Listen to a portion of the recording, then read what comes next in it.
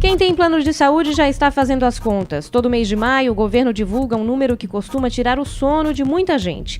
É o índice máximo que as operadoras poderão usar para reajustar os contratos dos planos individuais e familiares. Neste ano, ele deve ser de cerca de 13%. Seria 4 vezes mais do que a inflação de 2017, que foi de 2,95%. Faz sentido? O diretor de Desenvolvimento Setorial da Agência Nacional de Saúde Suplementar, Rodrigo de Aguiar, garante que sim. O percentual de reajuste, ele é aplicado não só sobre a variação do preço, né? Não é assim, um procedimento custava 100 ano passado e agora custa 105, então variou 5%. Não é só isso. É quantas vezes aquele procedimento foi utilizado. Ou seja, se a população do setor suplementar utilizar mais os serviços, mesmo que os preços se mantenham estáveis, vai haver um aumento do custo e esse custo vai refletir no índice de reajuste da ANS. Uma auditoria feita pelo Tribunal de Contas da União, no entanto, mostra que esses cálculos são um pouco mais obscuros. Segundo o relatório do órgão, a ANS não tem fiscalizado direito os dados financeiros enviados pelas operadoras, o que faz com que ela autorize aumentos que podem até embutir os mesmos custos 2 vezes. Para a presidente do Conselho Diretor do Instituto Brasileiro de Defesa do Consumidor, Marilena Lazzarini, o trabalho feito pelo TCU finalmente abre a caixa preta dos reajustes.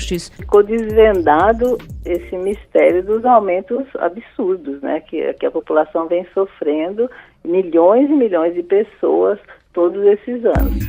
A ação pede que os preços sejam aumentados só de acordo com a inflação, até que as regras sejam mudadas. Nos últimos 3 anos, os reajustes foram sempre na mesma toada, na casa dos 13,5%. Aumentos como esses têm feito muitos clientes cancelarem os contratos que mantinham. Eu tenho 64 anos, minha esposa tem 63. Só de nós dois era 2,200. A situação estava muito difícil e eu peguei e cortei nossos dois para dar assistência para o meu filho.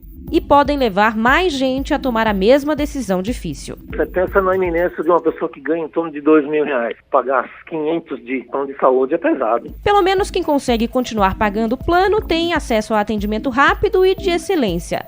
Só que não. Muitas vezes estão numa fase aguda da sua vida. Pagaram 30, 40 anos por um plano de saúde e na hora que eles mais precisam de um plano de saúde, estão enfrentando algum tipo de negativo. Vinícius Zuarg é advogado especializado no assunto. No dia a dia, vê muita gente que paga pelo plano tendo de apelar para o SUS. E aí entrou-se naquela discussão que o STF julgou com relação à possibilidade do Estado cobrar a iniciativa privada por situações em que pessoas que muitas vezes têm o plano e estão indo para a iniciativa pública porque muitas vezes tem a negativa.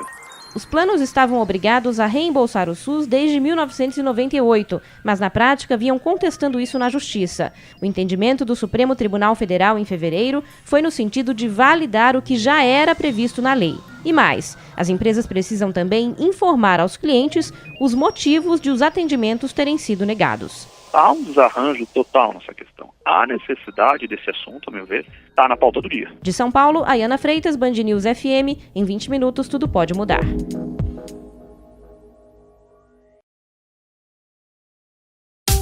José Aurélio Sonsim tem 64 anos de idade e trabalha desde os 15. Em 2015 se aposentou, mas os R$ 1.200 de rendimento não permitiram que ele cruzasse os braços.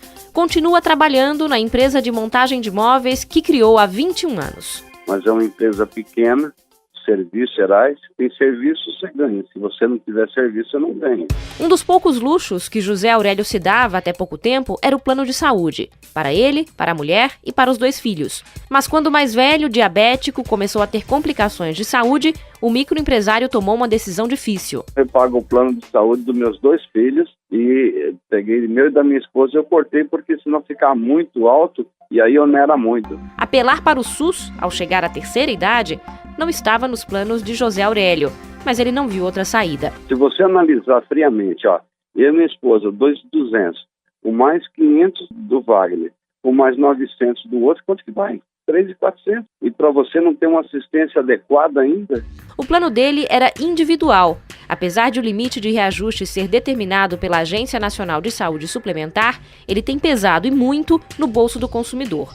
Nos últimos anos, o grupo Saúde e Cuidados Pessoais, que inclui gastos com planos e remédios, é um dos que mais tem puxado a inflação para cima. Isso se dá em grande parte por causa do reajuste dos contratos, como mostram os relatórios do IBGE.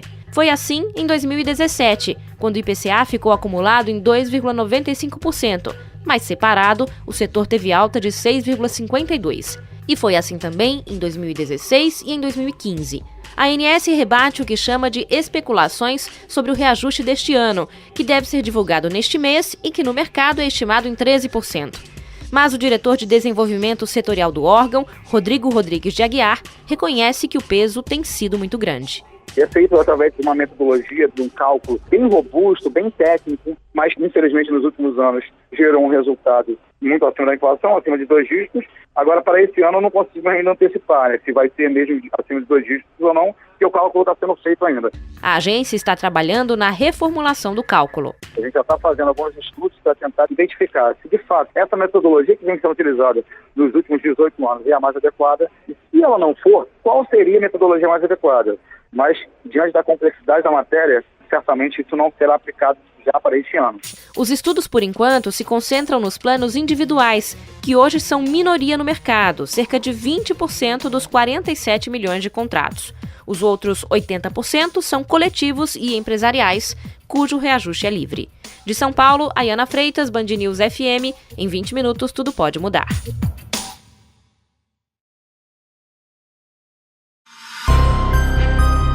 O governo não determina o aumento máximo que as empresas podem fazer nos planos de saúde coletivos.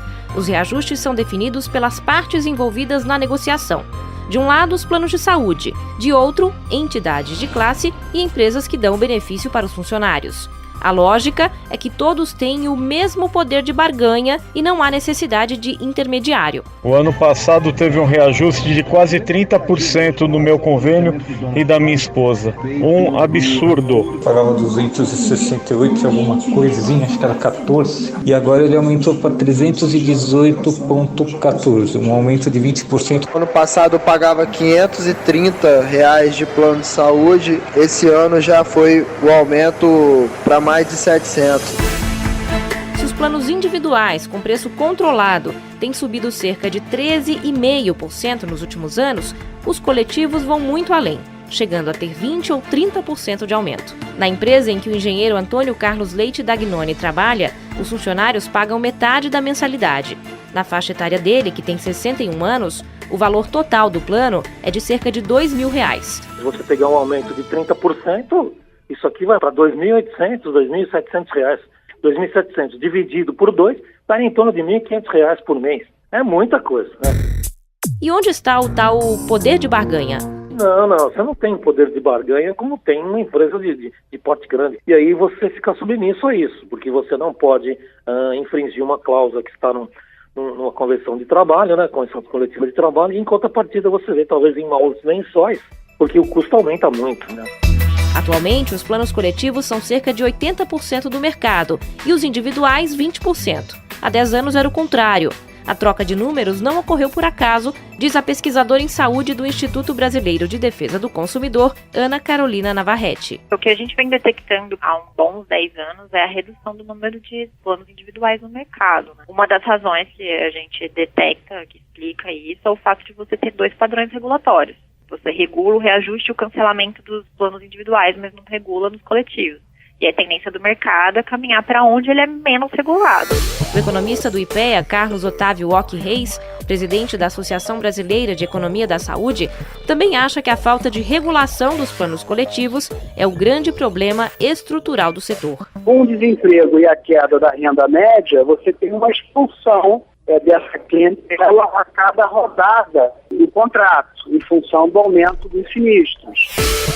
Não é uma expulsão direta, mas pela simples incapacidade de pagamento. Eu diria até que isso é uma proteção indébita da poupança forçada que famílias e trabalhadores fazem na compra dos seus planos de saúde, na expectativa que no seu ciclo de vida, quando elas adoeçam, elas exatamente recorram à intermediação do financiamento das operadoras para dar conta dos seus problemas de saúde. Além do reajuste anual, os contratos, tanto coletivos quanto individuais, têm também aumento por faixa etária, ou seja, quanto mais velho o consumidor, mais caro ele paga. De São Paulo, Ayana Freitas, Band News FM. Em 20 minutos, tudo pode mudar.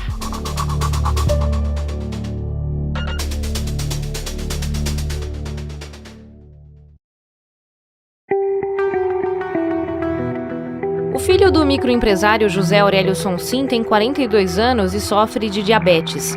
A doença evoluiu para uma complicação no rim e ele passou a fazer hemodiálise. Ele, fazendo uma dessas sessões, coagulou os 2 olhos, perdeu a visão dos 2 olhos.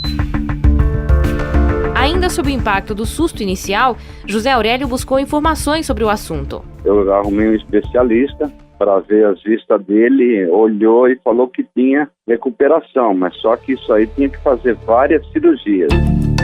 Mas o desespero voltou quando ele procurou a empresa do plano de saúde que paga para o filho. Ele falou que o plano não cobria, que isso aí é estética. Todo o dinheiro que José Aurélio tinha guardado foi para o tratamento. Ele também ficou devendo no banco e pediu ajuda de amigos para pagar as cirurgias. Uma chegou a custar R$18 mil. Eu fui investindo no meu filho, eu queria que ele enxergasse. Na semana passada, no fim de um processo judicial que durou 2 anos e meio, o microempresário conseguiu, finalmente, ser reembolsado pelo plano. E eu acho isso aí ridículo, um absurdo você pagar um plano tão alto há muitos anos, você não vê vantagem nenhuma. José Aurélio seguiu o mesmo caminho de muitos brasileiros, procurou a justiça. Seja para reverter negativas de atendimento, seja para baixar as mensalidades, ela tem sido a forma que as pessoas encontram de continuar usando o serviço privado de saúde. Em 2011, o Tribunal de Justiça do Estado de São Paulo analisou 7 mil ações sobre o tema. No ano passado, foram 30 mil.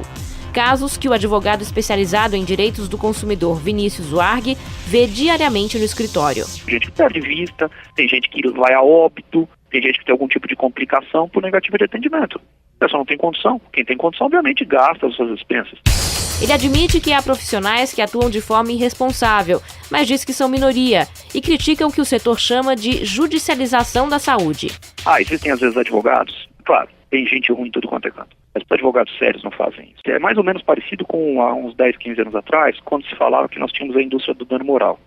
No Brasil é a indústria do dano moral. Os advogados que estamos acostumados com o judiciário, estamos lá todo dia com a barriga no fórum, pegando casos novos, nós sabemos que no Brasil é absolutamente o contrário. Nós vivemos na indústria da lesão. Para ele, a maioria das pessoas nem conhece os direitos que tem. E em casos como o de José Aurélio, esse conhecimento faz toda a diferença. Meu filho colocou o óculos e ele já está vendo de perto. De São Paulo, Ayana Freitas, Band News FM. Em 20 minutos, tudo pode mudar.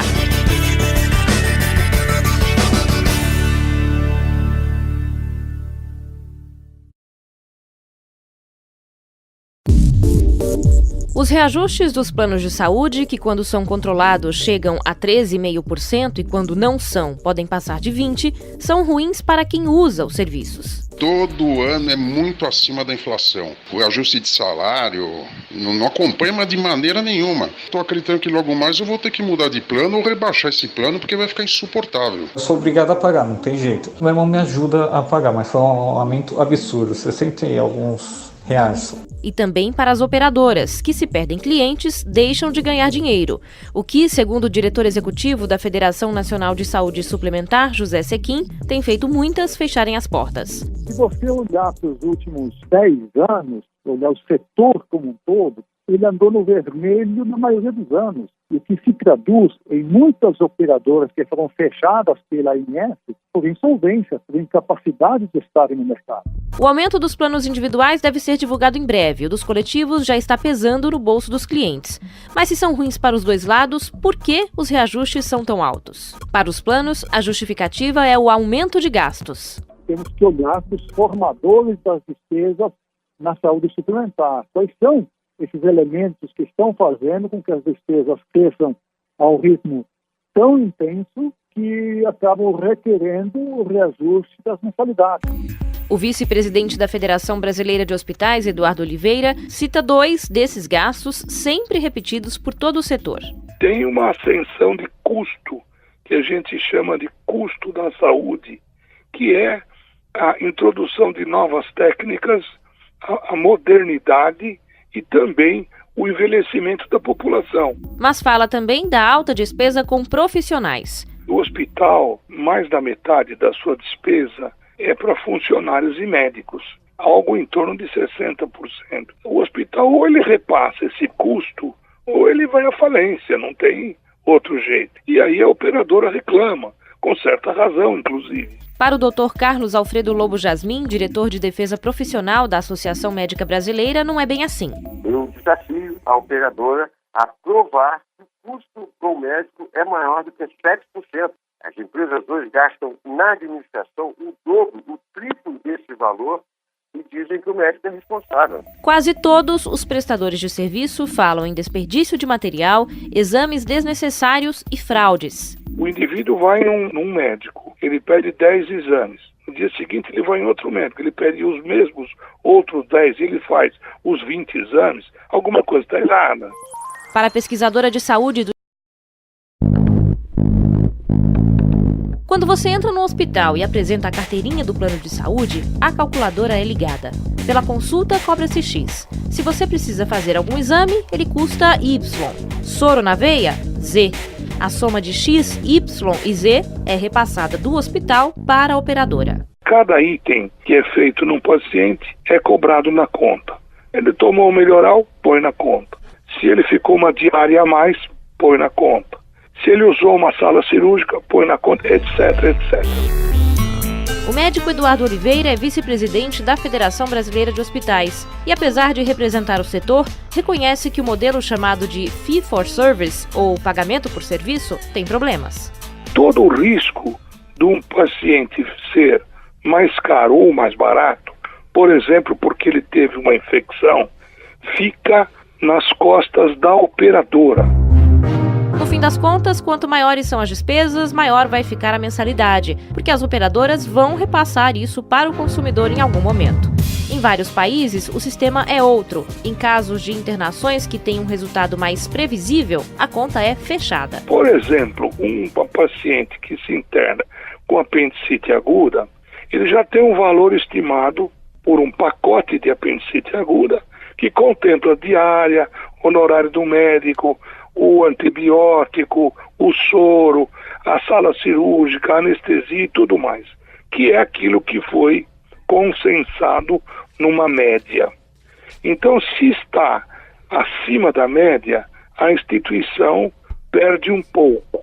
Se está abaixo da média, ela ganha um pouco.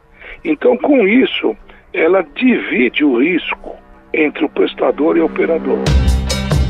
Esse é o modelo adotado, por exemplo, na África do Sul, onde os custos médico-hospitalares crescem em média 1,5 vezes a inflação local. No Brasil, são 3,4 vezes, como mostra a pesquisa do Instituto de Estudos da Saúde Suplementar. O superintendente executivo do órgão, Luiz Augusto Carneiro, concorda que o sistema atual é ruim porque aqui os gastos de produtos e serviços de saúde não são transparentes. A conta aberta, ela acaba encobrindo fraude, abuso, desperdício, a má qualidade.